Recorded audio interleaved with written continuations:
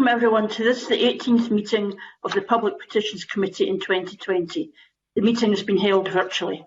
The first item on our agenda today is a decision to take agenda item 4 in private. Are we all agreed?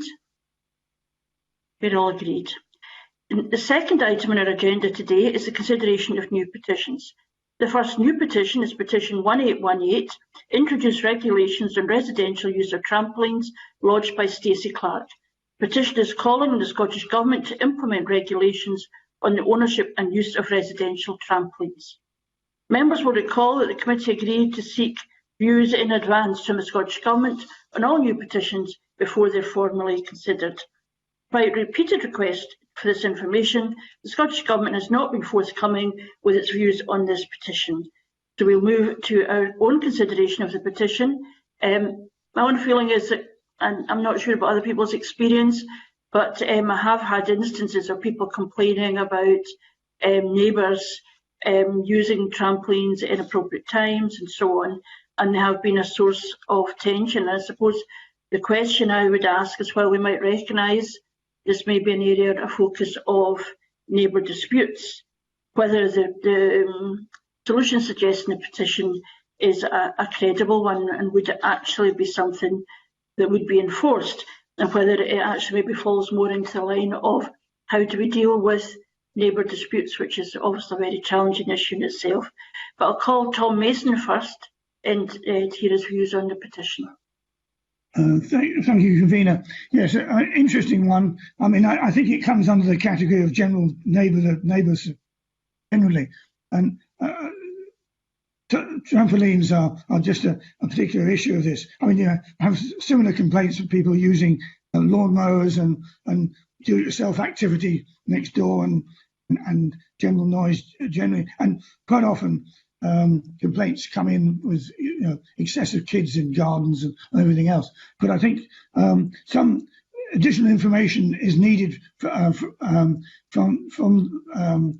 local government to do that, to progress this. But I think we should also ask maybe the I don't know who it would be in terms of an association of sports trampoline associations. I don't know what the name might be, but there must be some organisation which looks after the trampoline as a sport, and to kill off the development of trampolining by at the grassroots end unnecessarily would I think be a mistake. So a bit more information and from the government, and also from some association which represent trampolining activity.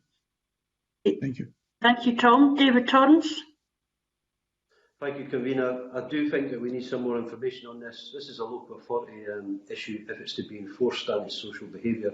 So I think we should be writing to the Minister for Local Government to find out his views. Thank you, Convener. Thank you. Maurice Corrie. Thank you, Convener. I would agree with both my colleagues and I have nothing further to add. And I think that would be good to get the extra information. Okay, thank you. Gail Ross. Thank you, Convener. I mean, I can see both sides, as you mentioned in your opening remarks. It can be the cause of neighbour disputes, and a lot of the correspondence that I've had certainly has pointed to that. Whether it's suitable for a planning issue, I'm less sure.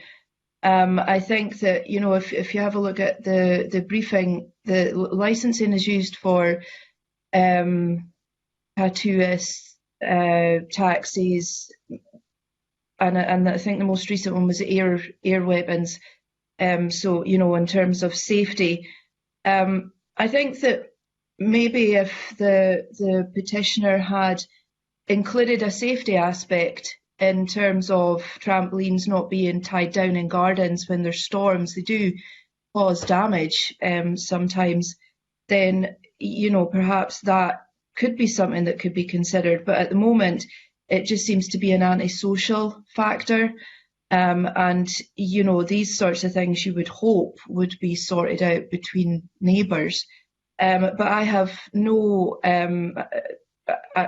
qualms at all about writing to the Minister, certainly, and, you know, champions in the future have to start somewhere. So quite happy to write to some sort of UK body for gymnastics or whatever it may be, as Tom Mason suggested.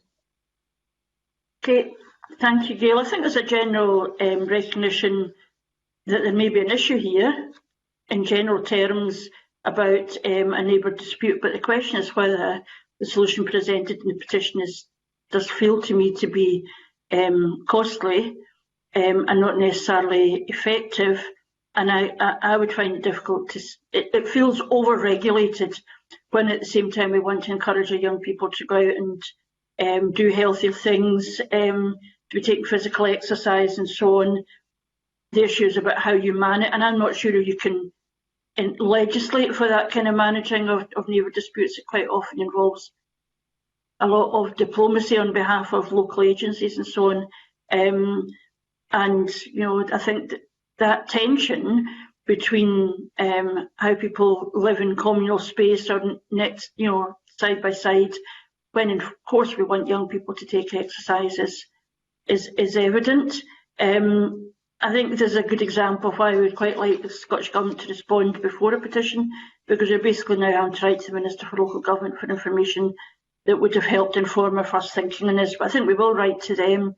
Can I ask maybe the clerks can look to see if there's a national body? There must be. It may be that round trampolining, that this is a kind of an issue that's been flagged up to them and solutions that they have. But I think we would be maybe, I think I would be reflecting the views of the committee if I said that while we recognise that there can be an issue around how neighbours manage these issues, whether the solution that's been flagged up is actually one that's credible one, we're not sure. I note that Maurice Corrie wants to come back in. Yeah, thanks, Gavina. Yes, I think we run the danger, because if you think of you know, how many of us had slides in our gardens for our kids and things like that, and other playthings, and we want to be very careful here that we're not having everything legislated to pin down in the garden or what have you. So I think you're absolutely right. Caution. I think the question about health and safety, I do know there's an issue with kids if they don't have the proper netting around it, which stops them falling on the side of the trampoline, is of cause concern. I know from health and safety, but I think the course we're suggesting is the right course. But I'm just cautioning on other kids' equipment in the garden as well that would be covered or not be covered. And I think we just don't want to sort of ruin the party, shall we say. Okay, thanks very much. I think we're then therefore agreeing to write to the Minister for Local Government, Housing and Planning to seek their views on the action called in the petition, and if we can establish who might be the appropriate body, if the clerks can establish who might be the appropriate body around trampolining, just to establish whether there's an issue more broadly in our communities, that would also be useful. If we can now move to the second and last new petition for consideration today, which is petition 1826, Introduce a New National Emblem of Scotland by Catherine Cooper. The petition calls the Scottish Government to facilitate a national conversation to identify and adopt an additional official emblem for Scotland. The Scottish Government submission states that Scottish ministers believe that consideration of any further national emblems should be arrived at informally as need dictates and should not be led by the Scottish Government or by any political party. The petitioner's submission recognises the Scottish Government's stance, but argues that her petition is not about party politics and intended to align people behind a common cause and develop a shared cultural vision for Scotland. We'll now look for comments on the petition. My own observation, I guess, would be I'm not sure if there is any means by which it is possible to develop a shared cultural vision for Scotland. People will have their own vision of what they aspire to in this society, but I was quite interested in the commentary from the petitioner. It seemed to be much more about dealing with difficult times and how do people pull together in difficult times. And I found that interesting and respected that. It didn't feel to me to be about emblems and symbols at all. It was just talking about just how tough things are and how we find a way of some kind of common endeavour. And we know already that in our local communities through the pandemic we've seen really good examples of people pulling together. So I guess in my own head I've separated off the very interesting commentary the petitioner has round a petition from the aim of it, which is round establishing a new national symbol. But I'll call David Torrance. Thank you, Convener. A very interesting petition and very diverse views out there from the members of the public on an additional official emblem for Scotland. And could we ever get them to come together to agree? But I think the key point here is the Scottish Government is not supporting the action called for. So I'm afraid I think we should close the petition under Standing Orders 15.7. Thank you, Convener. Thank you, David. Maurice Corrie.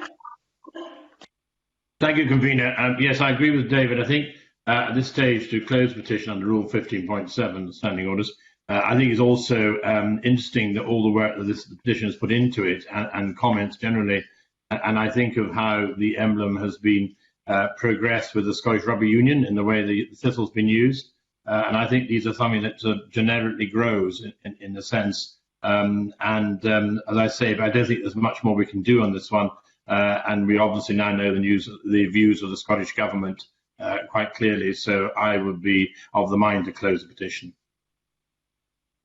Thank you. Gail Ross. Thank you, Convener. Yeah, I mean, I absolutely get what you said at the start, but, you know, with separating the actual aim of the petition and then the discourse that followed it, and you're absolutely right about communities coming together, and they certainly have done that in spectacular fashion. But, you know, she pinpoints a lot of social issues that I'm not sure would be solved by a new national emblem. And, you know, we have to ask questions about, is one needed? Would it make a difference? Where would it be used? Who would use it? Would it replace anything, I suppose?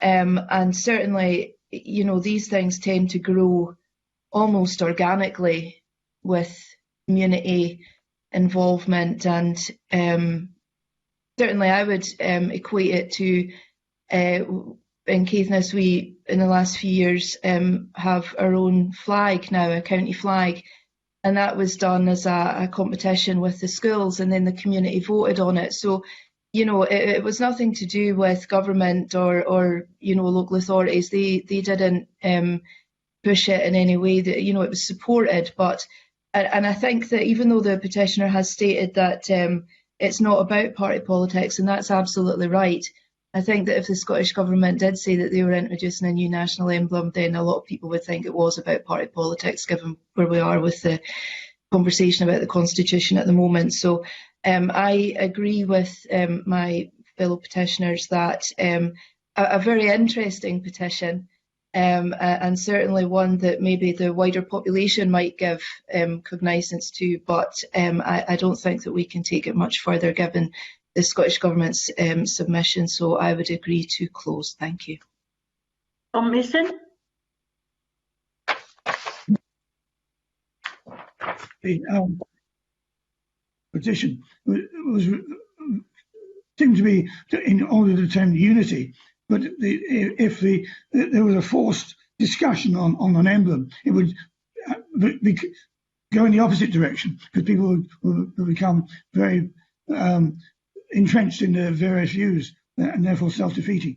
So I think that taking this forward at the moment would not be a good idea, and I think we should close it as discussed by indicated by other people.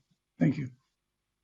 Thank you very much. I think there is a consensus that recognising that what lies behind the petition is quite different almost from the debate about the national symbol. And my own, I think the point made by a number of my colleagues that in circumstances where the government was conducting this conversation, there would be a degree of suspicion about it, or it does feel to me as something that must emerge out of communities rather than being something that's done to communities. But I think, you know, as I said, there's been respect for the motivation behind the petition. However, I think we're agreeing that we would close the petition under Rule 15.7 of Standing Orders. The basic Scottish Government does not support the action called from the petition, and that we think that this would be something that should not, it's not the role for the Scottish Government to lead that conversation. But we would want to thank the petitioner very much, if that's agreed.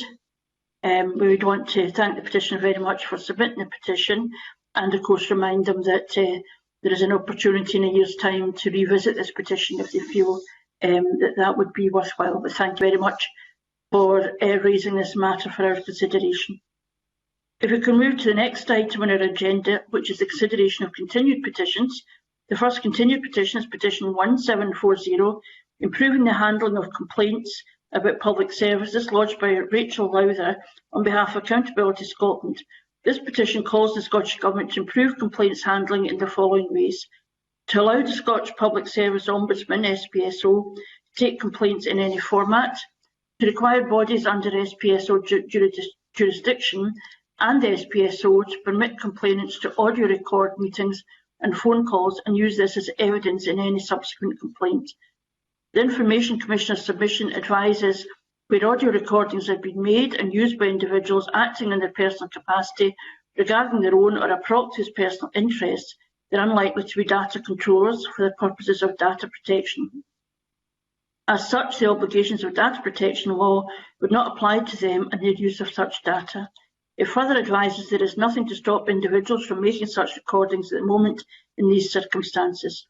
The Scottish Government previously advised the committee it had discussions with SPSO for mainly technical amendments to the Scottish Public Service Ombudsman Act 2002. While the Scottish Government was supportive of the majority of changes, it noted, due to competing demands and current pressures, there's no plans to progress matters at this time.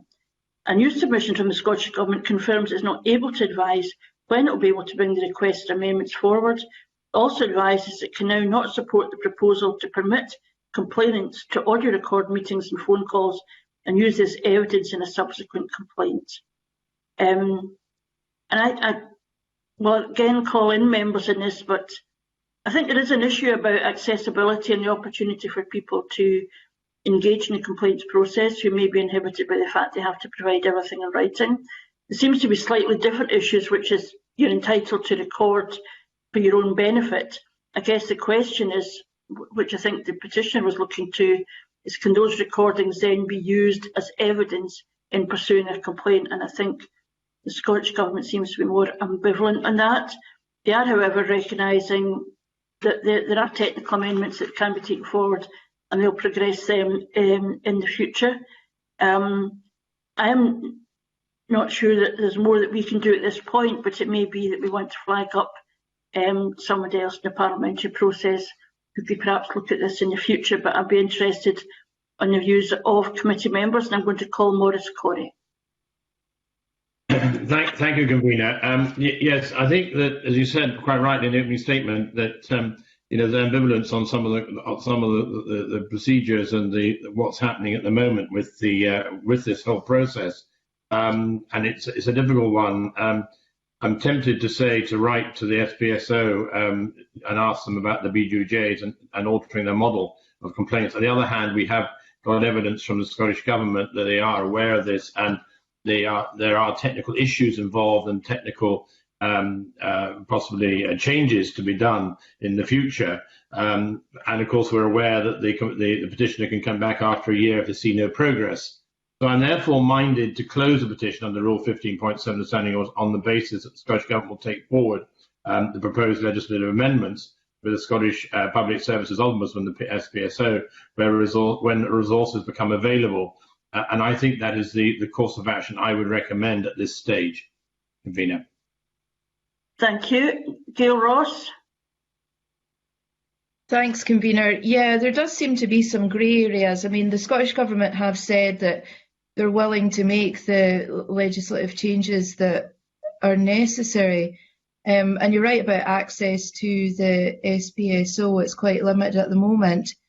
I do think that if the Information Commissioner is saying that sessions can be recorded, but the Scottish Government are then intimating that they can't be used, that you just wonder what the point is in recording them in the first place for your own benefit, I suppose. I would agree that I don't think there's any further course of action that we can take as a committee, but I understand that the Local Government and Communities Committee do an evidence session with the SPSO. So I would agree with Maurice Corey to close the petition, but could we then write to the Local Government and Communities Committee to flag this up to them and maybe for exploring in any future evidence session that they might have? Okay, thanks very much for that, Gail. Tom Mason. Thank you, Convener. Yes, I agree with what Gail also just said. It seems the government is got it in hand, but no resources to deal with it at this time. So on the understanding that is going to happen, I think we should close the case at this moment. Thank you. Thank you. And David Torrance. Thank you, Convener. I'm quite happy to agree with my colleagues' recommendations and to close the petition. Thank you. Okay, thank you. So it would seem that there is agreement on this petition.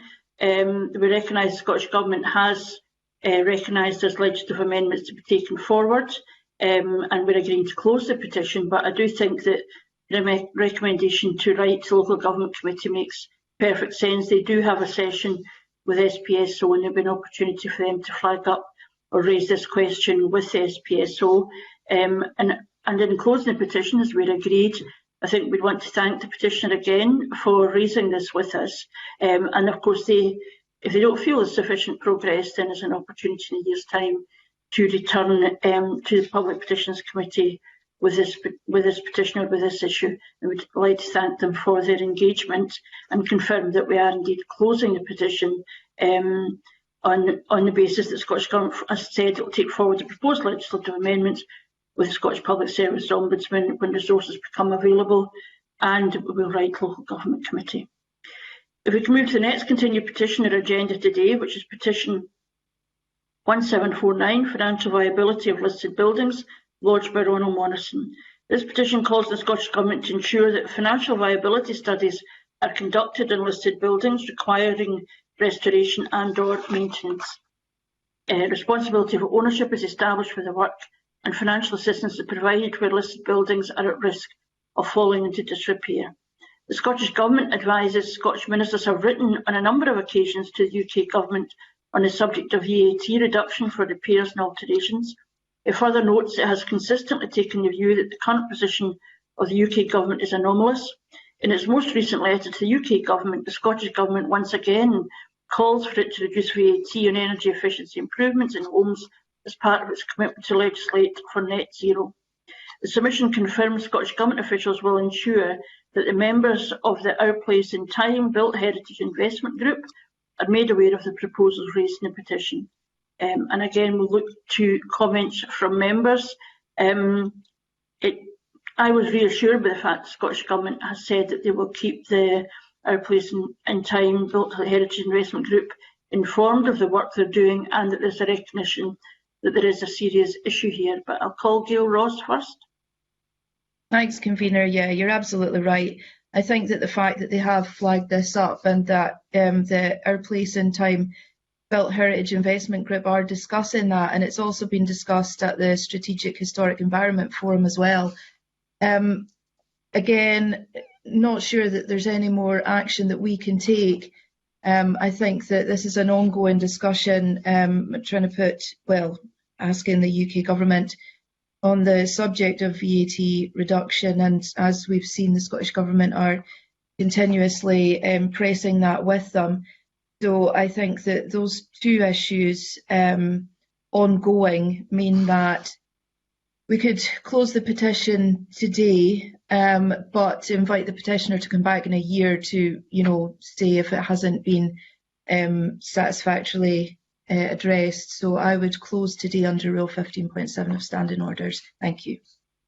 Thank you. Tom Mason.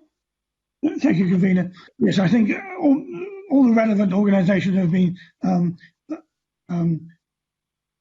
briefed and understand these issues are running, and the Scottish Government has shown some commitment to this as well. So I think closing the petition at this stage, I think, is appropriate. Thank you. David Torrance. Thank you, Convener. The petitioner, what they've raised there, the Scottish Government is taking on board and they're engaging with all the relevant parties. So I think we should close the petition under Standing Rule 15.7. Thank you, David. Maurice Corrie? Thank you, Convener. I'm aware of Mr. Morris as one of my constituents, and I know he's been working hard on this petition, but I do think we've come to a situation where the Scottish Government's taken note of it. It's obviously referred and undertaken to keep the Strategic Historic Environment Forum informed, and also that our place in the Time-Built Heritage Investment Group as well, and also lobbying the UK government on the question of VAT. So I think there's three things going on, and I think that's good to see that. And obviously the petition, I'm minded to, as I say, to close the petition under Rule 15.7, along with my colleagues' have comments on that basis, but also the basis that Mr. Morrison can come back in a year's time to see how progress will be undertaken, and it has been taken, and obviously feel free to submit another petition accordingly. But I think at this stage we have made progress, and let's see this happen. Okay, thank you. Thank you very much. I think the committee is recognising as an important issue here, feel as progress has been made, and that there have been reassurances given by the Scottish Government. We recognise as an issue beyond simply individual buildings, but as has been flagged up, the whole question of being net zero and its role in terms of energy efficiency was a really interesting point, I thought. But we are agreeing, I think, to close the petition under Rule 15.7, recognise the Scottish Government is going to make our place in Time-Built Heritage Investment Group aware of the issues raised in the petition, and recognise as an important issue here. And again, in thanking the petitioner for engaging with the Public Petitions Committee, we do note, as has been said by a number of members, that if they feel there has been no progress in the coming year, they're able to return with a petition in future. But we'd like to thank them very much for engaging with the Public Petitions Committee. If we can now move on to the next continued petition on our agenda today, which is petition 1781, Written Constitution for Scotland, lodged by Dennis Agnew. The petition calls on the Scottish Government to consider a written constitution for Scotland. At our last consideration of this petition, we agreed to seek the Scottish Government's views on the action called for in the petition. The response confirms that should the people of Scotland vote for independence in a future referendum, an early task is likely to be the development of a written constitution. The Government submission goes on to state that it has paused its work on an independence referendum in 2020 in order to focus on the response to the COVID-19 pandemic. The petitioner is encouraged by the Scottish Government's commitment to a written constitution, but is of the view that it should be developed regardless of the outcome of an independent Scotland referendum. And we'll move to comments. My feeling is I agree with the Scottish Government that all this work should be paused. That to me, every bit of energy of government, every level, needs to be used to address not just the pandemic, the health issues, but the social, economic and community issues that are developing out of it. And I know there's an argument around a written constitution, but it is not, I don't think, something that the Scottish Government should be focusing on just now. I think there's a big argument about written constitution full stop, but even if there were to be one, I don't think this is the time for that work to be done. But I'll call other members, starting with Tom Mason. Convener, I entirely agree with what you've just outlined. I mean, too much discussion on the trouble with the written constitution is one spends all one time debating it as opposed to getting on with the issues. And certainly at this time, dealing with a written constitution be counterproductive to all the other social and health issues that we have at the moment. And as time goes on, the luxury of discussing constitution may come about, but at this time not appropriate. So I think therefore we should close understanding orders this petition at this time. Thank you. David Torrance. Thank you, Convener. What the petitioners called for, the Scottish Government's given the guarantee will happen if independence is voted for, so I don't think we should spend any more time on it. Let's just close the petition. Thank you, David. Maurice Corrie. Thank you, Mina. Yes, I agree entirely what Tom Mason was saying there, and I too agree that we should close the petition at this stage and concentrate on the main issues at hand. Thank you. Thank you. And Gail Ross. Thank you, Convener. Yes, I mean, it's important for a country to have a written constitution, absolutely. But it is a massive undertaking, and it will take up a lot of time and resource and, you know, consultation, etc., debate. So I do agree that perhaps it's something for a future government to look at when we're over the worst of the pandemic. But I have absolutely no doubt in my mind that it will happen very soon. Thank you. On that consensual note, I think, to be fair, I think you could divide in the committee on our views on a whole number of constitutional issues, but I think there's clearly unity in agreeing that this is not the time for the Scottish Government to be focusing on the work around a written constitution, and indeed the Scottish Government itself has said that this would be something they would perceive themselves doing if Scotland voted for independence in a future referendum. So I think there is unity around agreeing that we close the petition on the basis of what the Scottish Government has said, recognise that constitutional debate remains alive in Scotland, so it's not about closing that down, but I think we're agreeing to close the petition under Rule 15.7 of Standing Orders, and of course in thanking the petitioner for engaging with the Public Petitions Committee. We note that they are able to return with a petition in a year's time if they thought that that was an important thing to do, but we'd want to thank them again for their engagement. If we can now move to the next continued petition on our agenda today, which is petition 1782, full consultation and stocking of salmon rivers by Robert White on behalf of the Scottish Gamekeepers Fishing Group. The petition calls on the Scottish Government to ensure that a full stakeholder consultation is carried out before Marine Scotland formalises policy on the stocking of Scotland's salmon rivers.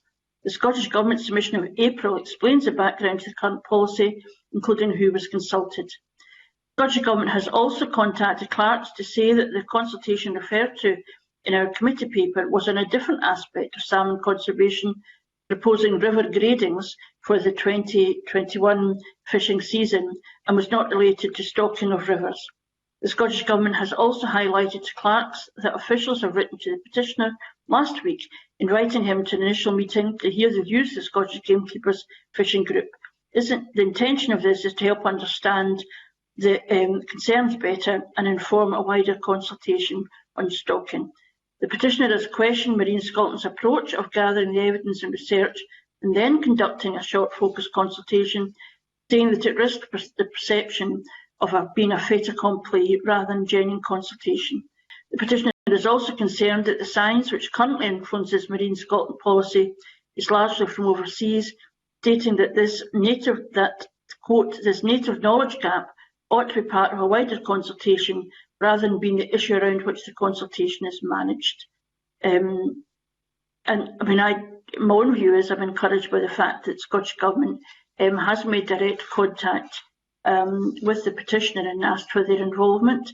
And I think that should help our consideration of the petition, but I shall call David Torrance. Thank you, Convener. A really important petition, and it's really important that all stakeholders are consulted with. And like yourself, I am encouraged that the Scottish Government is engaged with the petitioner. So I think we should write to the Scottish Government to ask whether its discussions with the Scottish Gamekeepers Fishing Group resolve the issues that have been called for in the petition. Okay, thank you, David. Maurice Corrie. Thank you, Convener. Yes, I absolutely agree with David Torrance there, and it is an important issue, this, and it's something that comes up in our mailbag fairly constantly. Those are some areas where we have rivers, salmon rivers, and indeed coastal waters. And I would like to ask the Scottish Government to write to the Scottish Government to ask them for the summary of the outcomes of its consultation and whether the angler groups such as the Scottish Gamekeepers Fishing Group were consulted and responded, and also what their responses were, and any other appropriate group that would be included to give us an all-round picture of where the situation is. But it is something that's really now coming up the agenda on the wild salmon stocking, and I'm very keen that this is looked in proper detail. Thank you. Gail Ross? Thank you, Convener. Yes, like my colleagues, I'm happy that the Scottish Gamekeepers Fishing Group are being consulted. I would like to know what the outcome of that has been. So I would agree to write to the government. But, you know, Maurice Corrie is absolutely right. And I think we discussed this when the petition first came to us, that, you know, all stakeholders need to be involved in these discussions and consultations. So I think when the consultation does take place, we could maybe ask the Scottish Government to keep us informed, or the chats with the Gamekeepers Fishing Group. So, yeah, I would keep this one open at the moment, and I think it's, you know, as Maura said as well, there's a much wider issue that we kind of touched on in the aquaculture review that we did with the REC committee, which also came as the result of a petition, of course, in terms of grading of rivers and things like that. But no, certainly continue discussions with the Scottish Government just to see if the petition is being addressed. Thank you. Tom Mason? Thank you, Convener. Yes, I agree with my colleagues. More information as to where the Scottish Government has got with the consultations with various bodies, including the Gamekeepers Fishing Group. Keeping it open at this time, I think, is essential to make sure that that happens. Thank you. Okay, thank you very much. I think just to clarify, the consultation has not started yet, but I think there were concerns about the way in which the process was being taken forward, that they were doing it the wrong way around, and it made people feel that the decision had already been decided and they were then going to look for views that confirmed that position.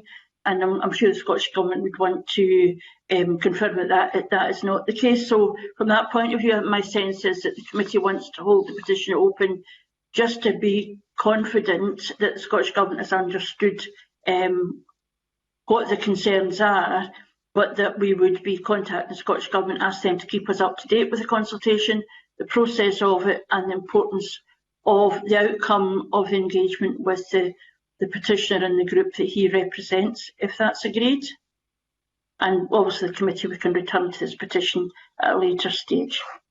If we can now move to the next continuing petition for consideration, which is petition 1783, Public Awareness and Funding for Childhood Cancers with Low Survival Rates by Fiona Govan.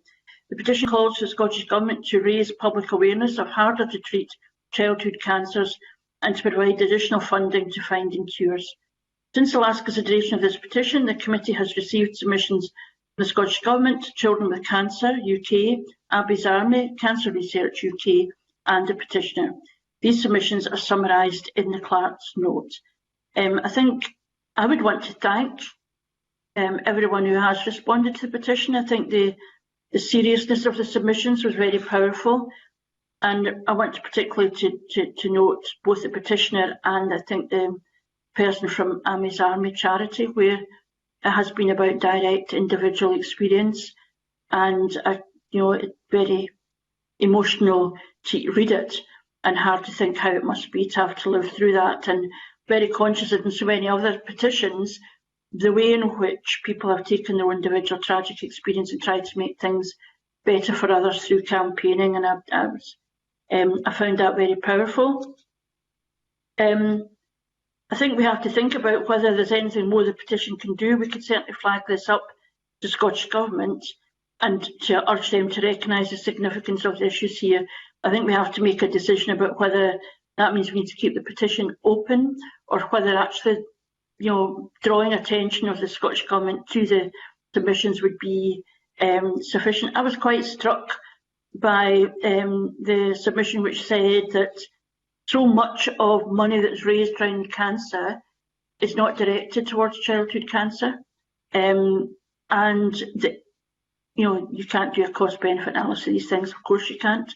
But I was quite taken by that. I was quite shocked by that, I guess, and I thought that was something I would hope the Scottish Government would reflect on in any cancer plan. But I'm interested in what other committee members think about this, because I think whether we keep it open or close it, we are recognising the very important issues that have been flagged up in the petition and reflecting on direct and powerful testimony. But I'll call Maurice Corey.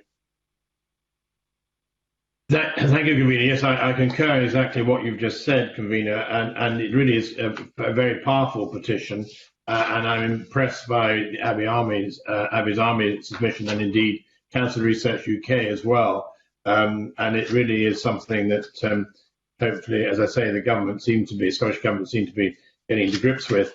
But nevertheless, I think there's so much powerful statements in what we've received in our papers that I'm minded at the moment to keep this petition open and to write to the Scottish Government to request it considers the key issues in the petition when finalising the cancer plan for children, for young people. Because obviously we're very close to the end of 2020, but I think there's something here that I'd just like to sort of cross T's and dot I's in with it, and I'd feel more comfortable if we just gave them this sort of final shot to the Scottish Government to ensure that these points are there, because there's some very powerful statements in here, and obviously absolutely brilliantly written by those who've experienced it, and I commend them for doing that. And I commend the petitioner for bringing this to the Fiona Government, to bringing this to our committee. So I would move that we write the Scottish Government, keep it open until we've just finalised that. It might be a month or two longer than before they can submit their final plan, the Scottish Government, but I think it is worth it. Thank you. Thank you. Gail Ross? Yes, absolutely agree. This is a really powerful and emotive petition and subject, and I would also like to thank the petitioner for following it up. Very powerful statements, very powerful indeed. And I think the one thing that struck me was the use by cancer charities of children in their marketing campaigns, and then their lack of investment in finding cures and funding treatments. So, you know, that's pretty stark and quite disgraceful, actually. So the petitioner's absolutely right to highlight that. They do make some further asks at the end.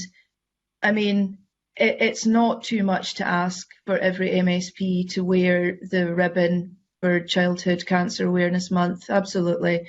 Or to, you know, have members' debates and to do some awareness raising in our own constituencies and areas.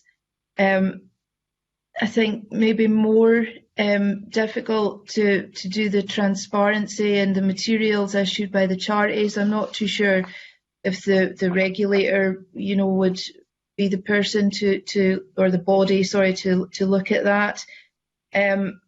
But no, Maurice Corey and Convener, you stated as well in your opening statement about the cancer plan for children and young people. This absolutely has to be addressed in that.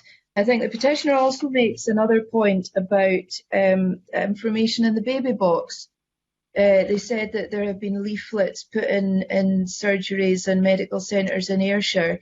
And I think that if the leaflets are already available, I see no reason at all why they couldn't be included in the baby box, and therefore raising awareness through, well, the uptake is in the high 90s, raising awareness, you know, through people that have newborns. And I think that we should write to the Scottish Government to ask them if they would consider that as well. Thank you. Okay, thank you. Tom Mason?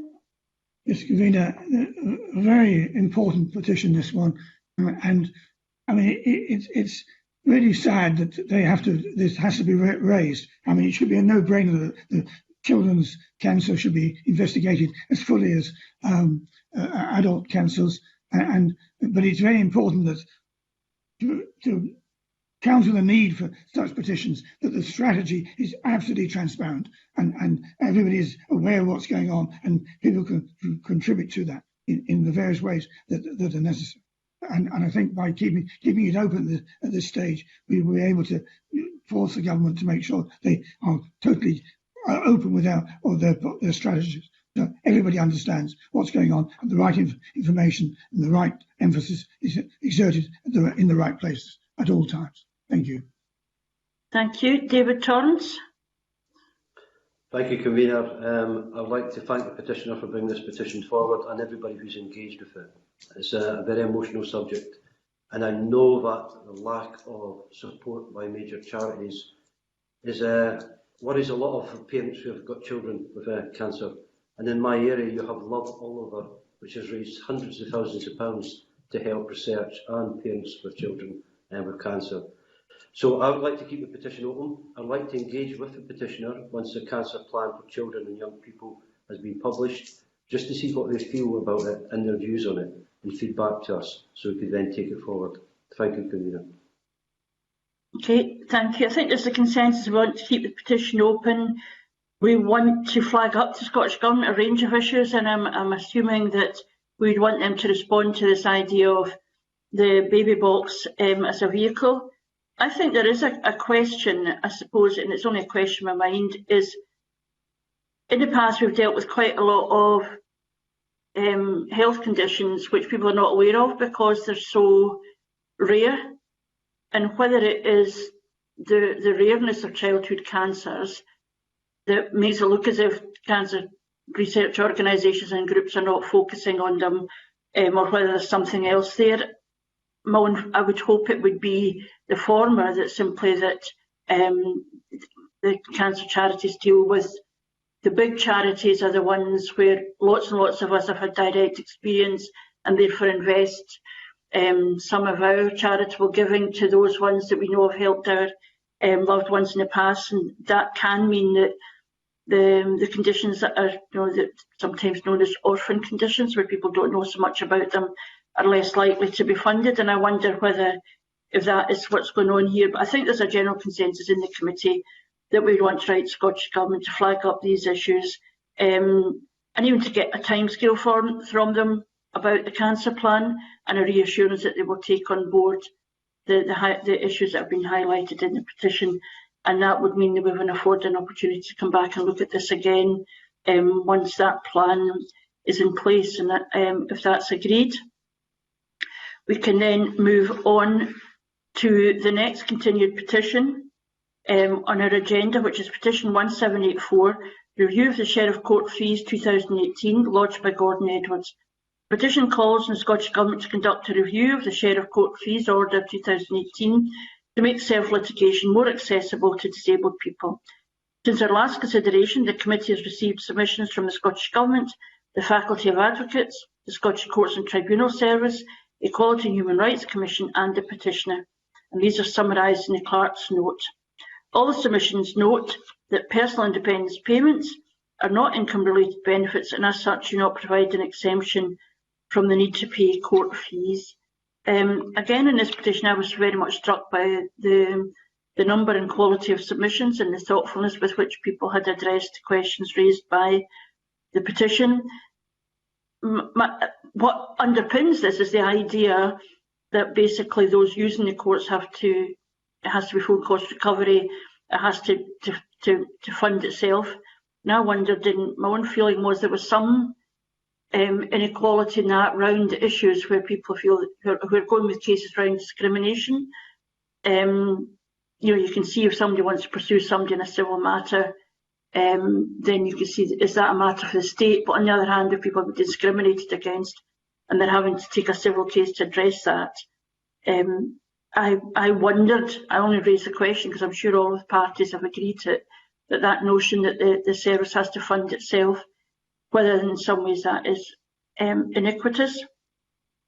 And I did find it was difficult to get into it because there was clearly a lot of technical issues here and a lot of concerns, and I suppose the test is there a particular impact on people with disabled people, and I think my own feeling was we'd want to ensure there was some confidence in that. But I'm going to call other members who'd be interested in their views, and I'll call Gail Ross.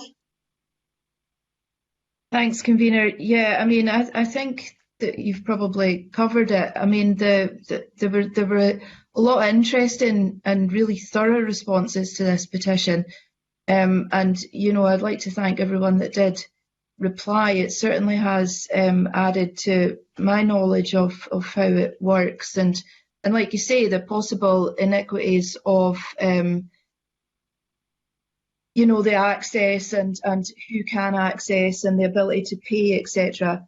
I think from the papers I see that there is going to be a full review of court fees if that hasn't already started at the moment. So, you know, I think that the Petitions Committee, as we stand, I would find it very difficult to see where we can take this. You know, the issues are the issues, and we've had, you know, quite a good explanation of them. I just wonder if personal independence payments, if the fact that they're not included, or if they're excluded, is a contravention of Article 6 of the CHR. We could maybe write and find that out, but certainly I think that yeah, I mean, I think that we should close it under 15.7, and maybe not even write to find out, just write to flag it up, and maybe to have that included in the review of fees when it's ongoing. Thank you. Thank you.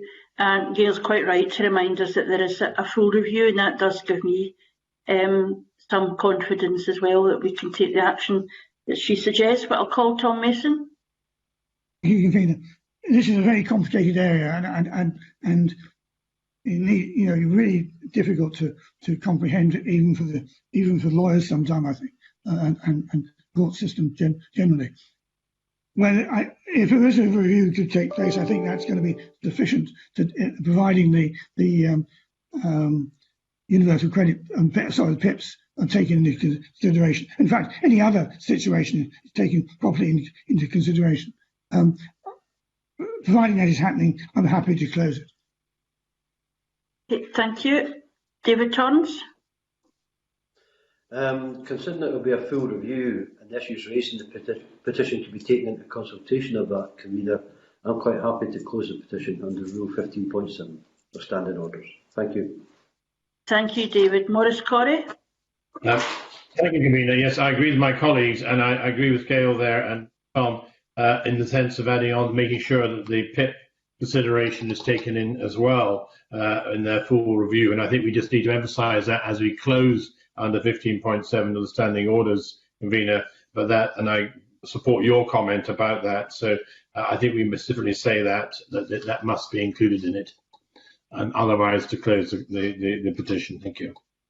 Okay, thank you very much. I think there is an agreement that we recognise that there is going to be a review of court fees, that we want to flag up this particular issue about the exclusion of PIP from the list of available exemptions, but that we would agree to close the petition on the basis that that review is taking place, and we will ensure that the information that has been given to us through this public petition will be made available to the Scottish Government.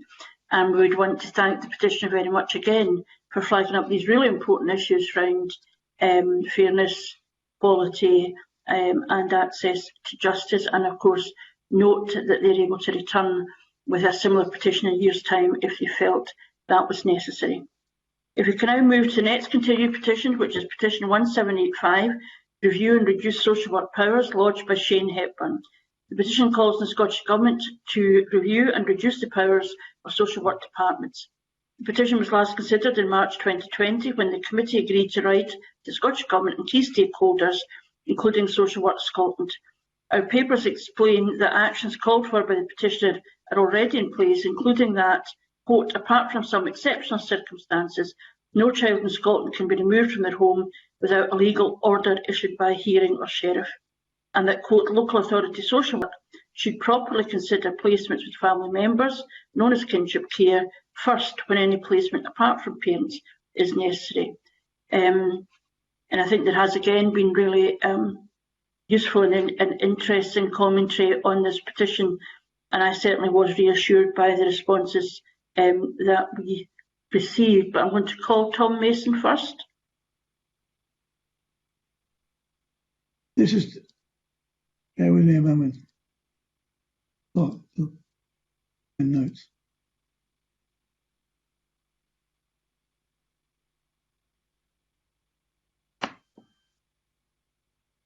Can someone else take it for the meantime? I've missed. Sure, I'll come back to you.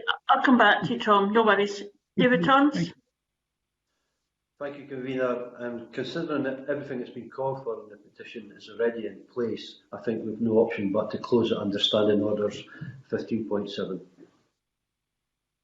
Okay, thank you. Maurice Corrie.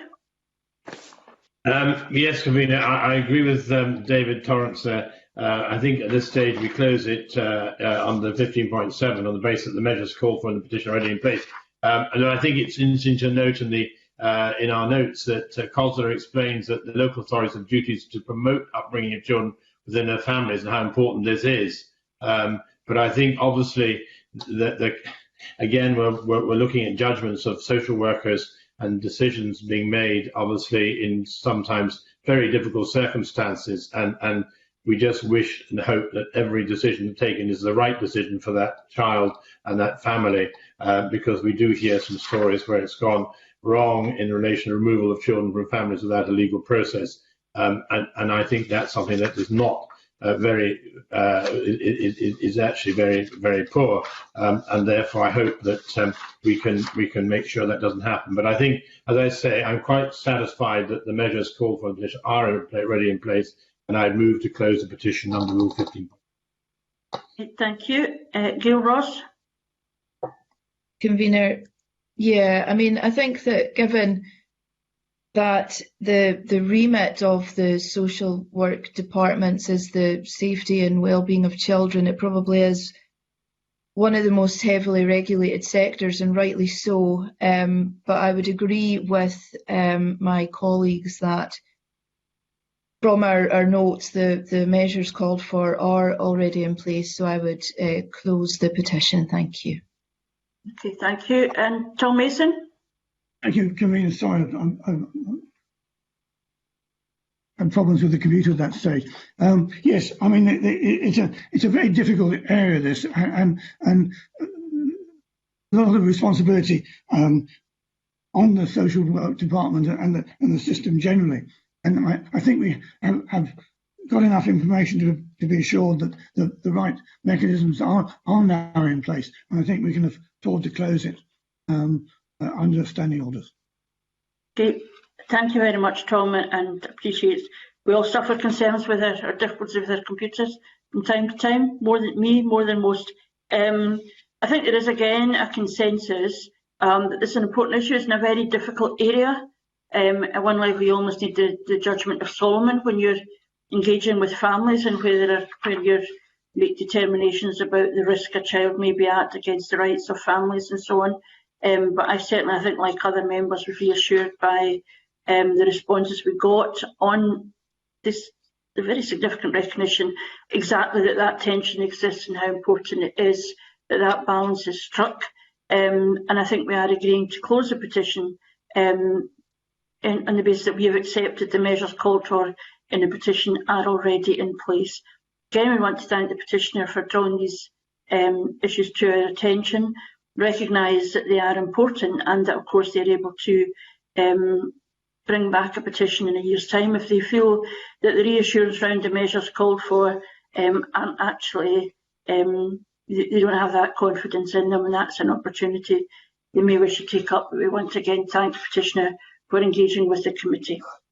If we can now move to the next continued petition on our agenda today, which is petition 1786, review of, my apologies. No, my apologies. Review of the Sheriff Court petition lodged by Andrew Muir. The petition calls the Scottish Government to investigate why there have been no prosecutions under either Section 315 or Section 1318 of the Mental Health Care and Treatment Scotland Act 2003. Since our last consideration of this petition, the committee has received submissions from the Scottish Government, the Mental Welfare Commission, and 2 from the petitioner. The committee's submission notes deaths of individuals subject to compulsory treatment does not mean these patients were ill-treated, as the cause of death might be due to natural reasons, such as a pre-existing physical health care condition. However, some of these deaths will be due to suicide. The Commission also advises there may be a variety of reasons behind the lack of consent obtained from a mental health officer. The Scottish Government Submission advises that during the period 2008 to 2020, Police Scotland reported one case to the Crown Office and Procurator Fiscal Service where the charge is contrary to Section 318 of the Act. It further notes court proceedings under Section 315 were taken in respect of 69 charges which were reported to COPS from 2007-2008 until 2018-2019. The petitioner believes it would seem that insufficient attention has been paid to the importance of ensuring that no one is improperly deprived of their liberty. And I think, again, this feels like a really important issue, the balance of judgment around protecting somebody, supporting their needs, and at the same time not infringing on people's human rights. The one issue that I thought was, there was a whole lot of issues here, but one that struck me was how in different parts of the country the role of the mental health officer in signing off on a decision seemed to be very variable, and I wasn't really satisfied why that would be the case, and if the legislation says that that should happen, why it doesn't happen, although there was a reassuring, there was an argument given for why that might be the case. So I think there's a question about how we take this forward, whether there's anything more that the committee can do, but I do think we recognise there are important issues here. And I'll call David Torrance. Thank you, Convener. I would like to thank the petitioner for raising and highlighting the important issues in the petition. But I really wonder, can we take this any further as a committee? Very sympathetic to it. And I would like to close the petition under the Rule 15.7 of Standard Orders on the basis that the Scottish Government and the Mental Welfare Commission gave sufficient evidence as to why prosecutions under Section 315 and 318 of the Mental Health Act 2003 are so low. But I'm quite open to listen to some of the members on the committee, because I know some of the members have this as a local issue, so I'm quite happy to be guided by them. Thank you, Convener. Thanks, David. Maurice Corrie?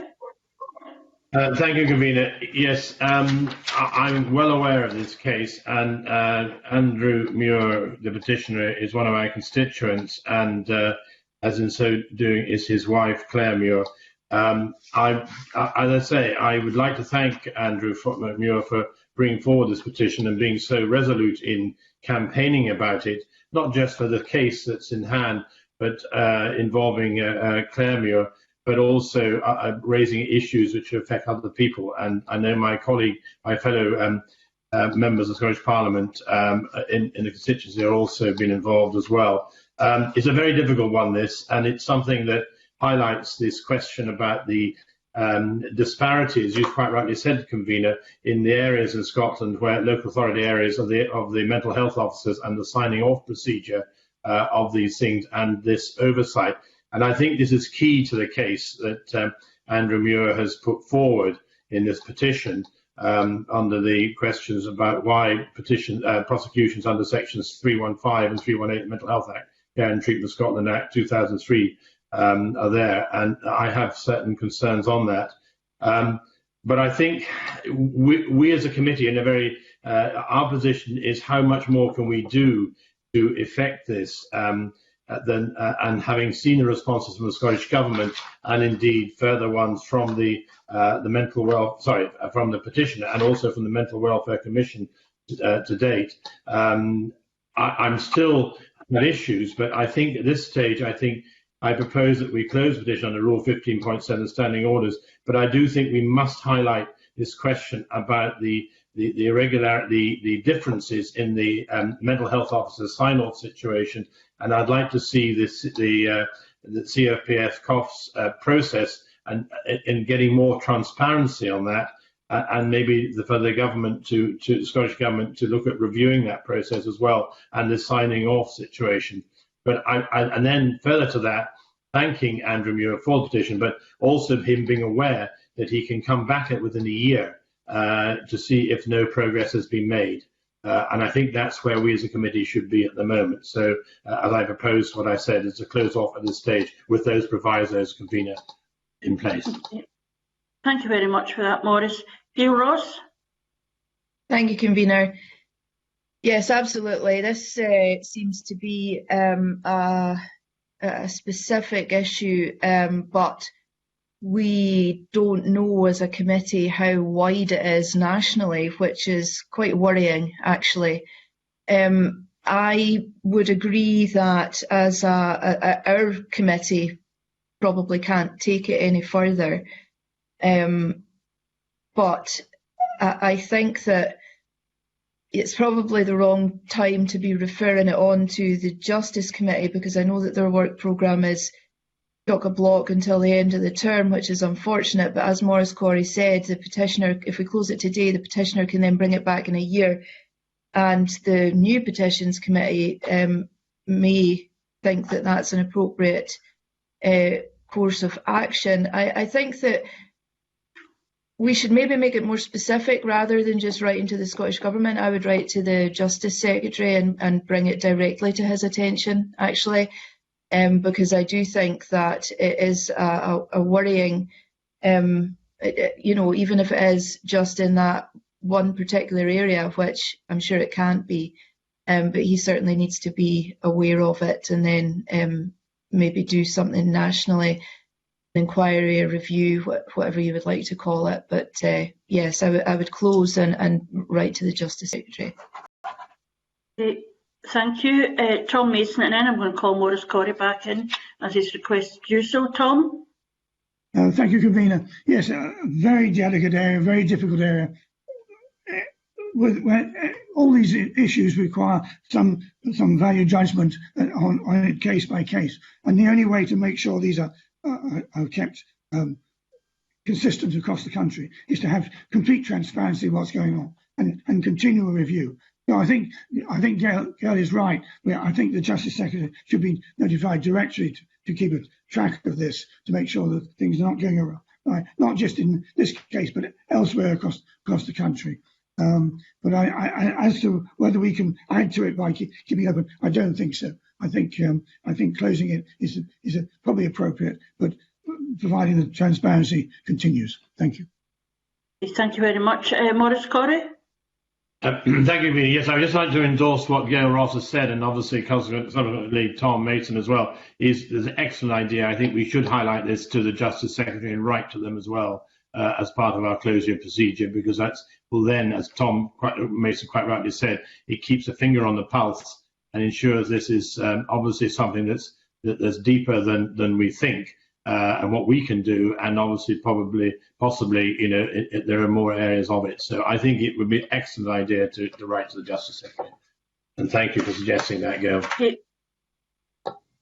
Okay, thank you very much. I think there's a general consensus that these are really important issues, and while, as Maurice quite rightly flags up, this is a specific issue, we need to deal with the general policy area that comes from it rather than the individual case.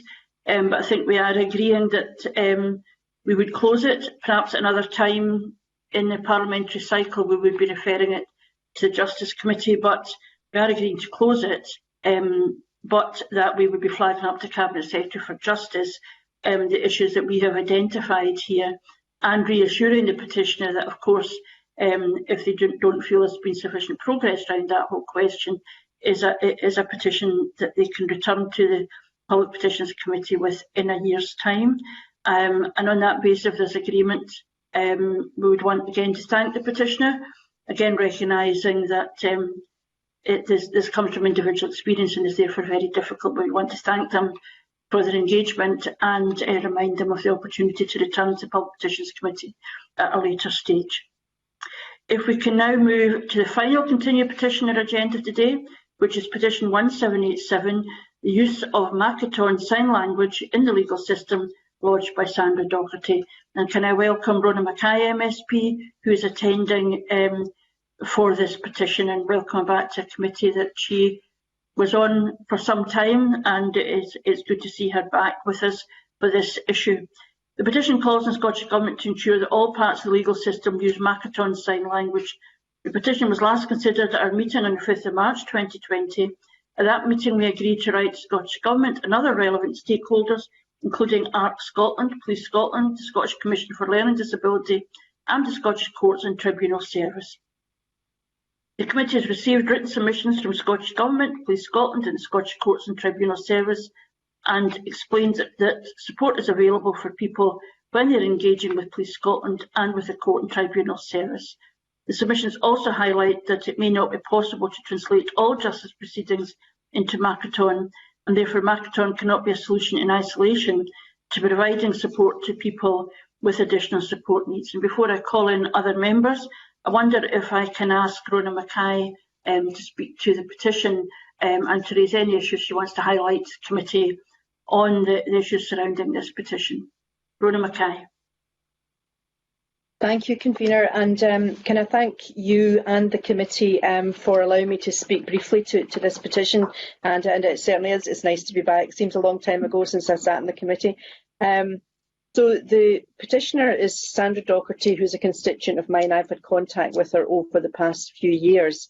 Sandra has a relative who's at a disadvantage because she communicates using Makaton. The people she's in contact with have little or no knowledge of this form of communication, so it's a severe handicap to her. When it comes to access to justice, you can imagine she is severely disadvantaged. As the petitioner says, if someone's unable to communicate dates, times, or an account of what happens to them, then their basic rights, human rights, are being denied because they really don't have access to justice.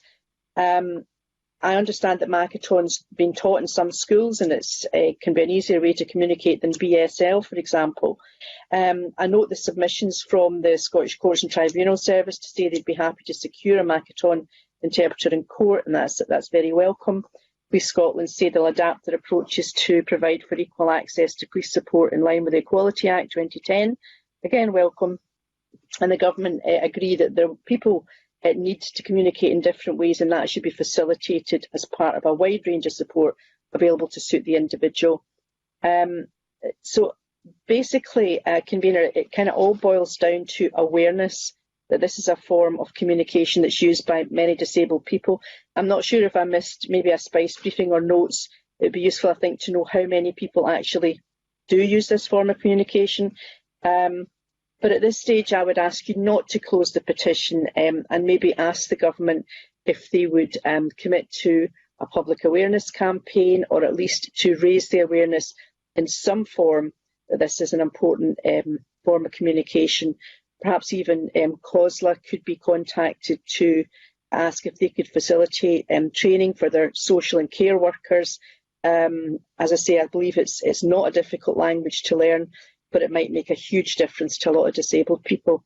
So on that basis, I would ask you not to close it at this stage. I appreciate the work that's been put into it already.